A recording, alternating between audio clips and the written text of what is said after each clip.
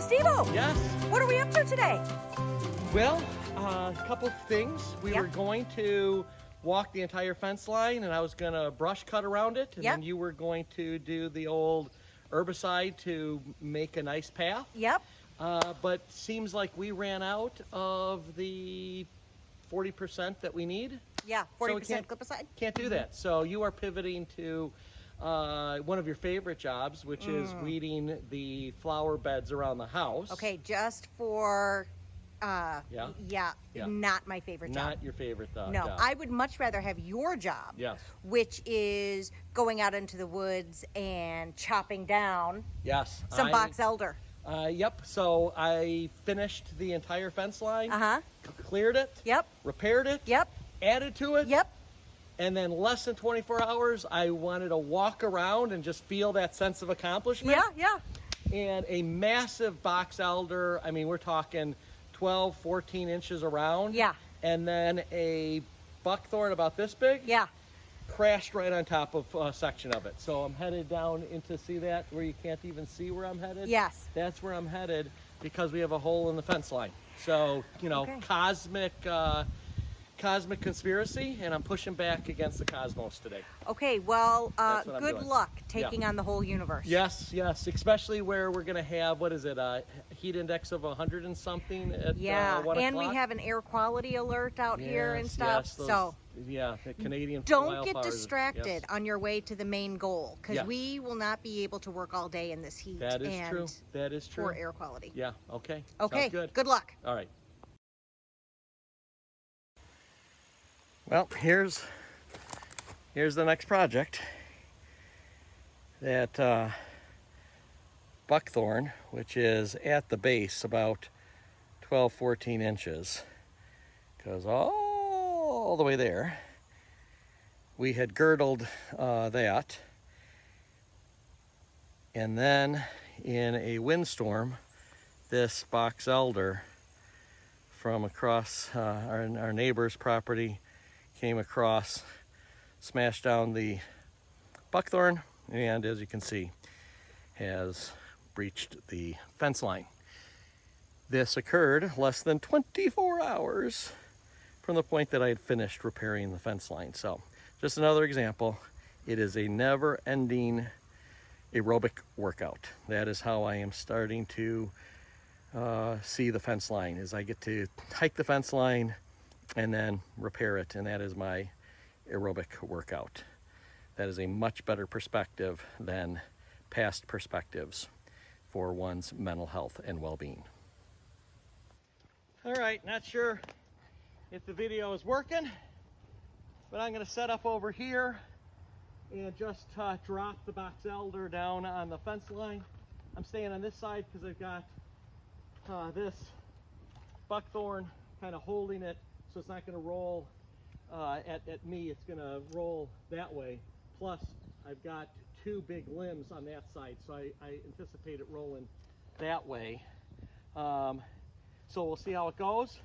My right hand is burning at this point because as I set up the camera, I was pulling out weeds and of course wasn't paying attention, and one of them was stinging nettle. So that's always fun.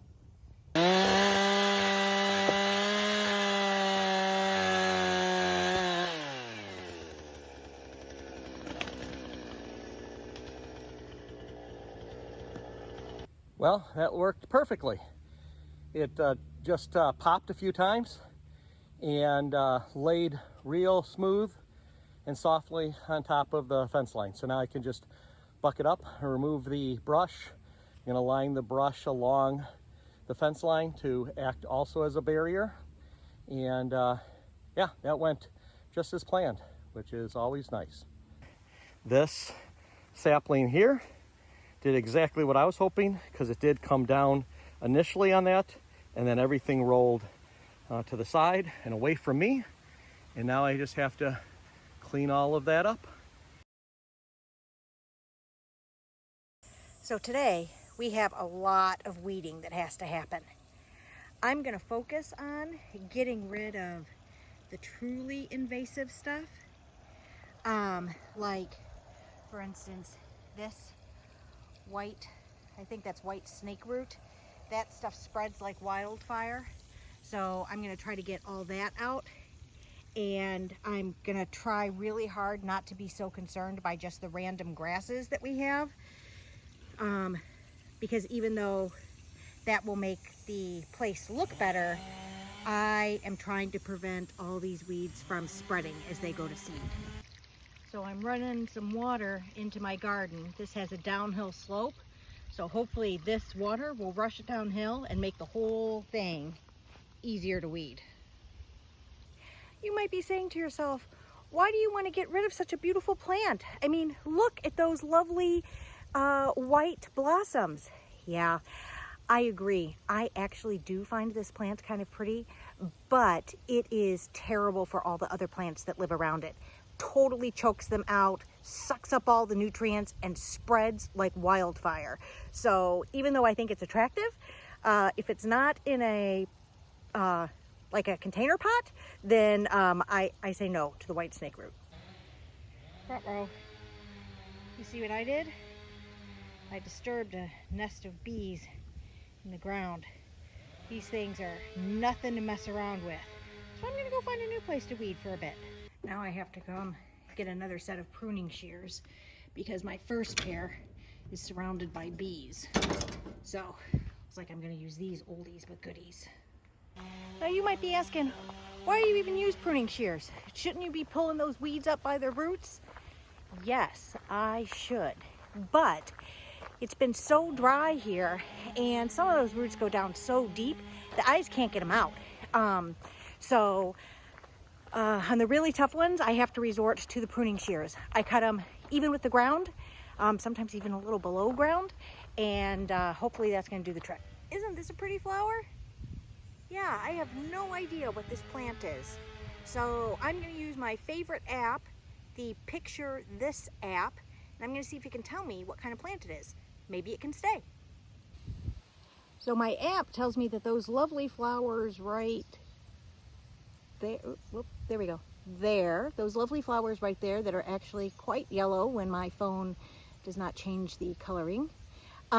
Those are yellow toad flowers, which are mildly toxic to livestock, which I don't have, and they don't seem to spread very well, and they take strong pollinators like bumblebees.